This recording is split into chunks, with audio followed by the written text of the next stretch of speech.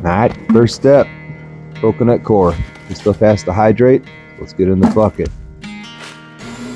Now we're going to shred up some of those Amazon boxes that we all love to try to recycle. Crosscut shredder. There you go. Beautiful bedding material. Now that the coconut coir soaked up some water, we're going to add some of that cardboard into it. Kind of fluff it up a bit. We might have to add some more water to it as we go. We want to keep the moisture consistency pretty good. Get it nice and well mixed. If you haven't figured out what I'm building, well, I'm building a worm bin.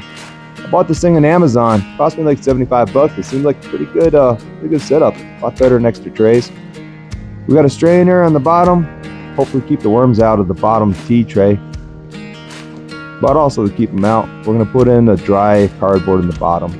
This will be inoculated over time as the drippings come through. And that'll build up for a future layer I can move up.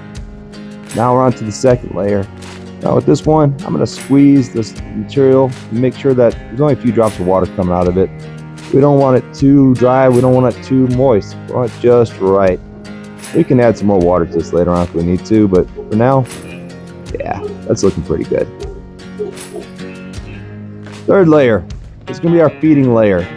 So I want the worms basically hang out at the bottom. I want them to put the castings in there, and this top layer, that's where they're going to come up to feed. So same material, just something that I can separate them and keep an eye on them. Here's our friends, red wigglers. Yeah, I got these from Walmart. I bought like 4 cartons. That's 120 worms.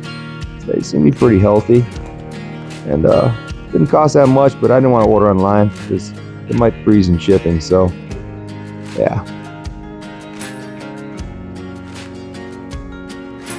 they're already making themselves at home. So far I think this might actually work.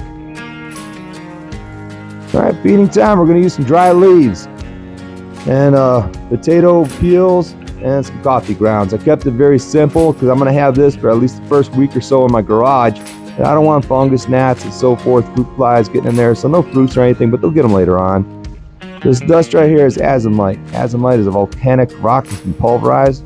It's got magnesium, it's got calcium, and it's got the grit that's going to help these worms actually process their food. You can use eggshells, and I'll be doing that later on too. Just dry up some eggshells and pulverize them.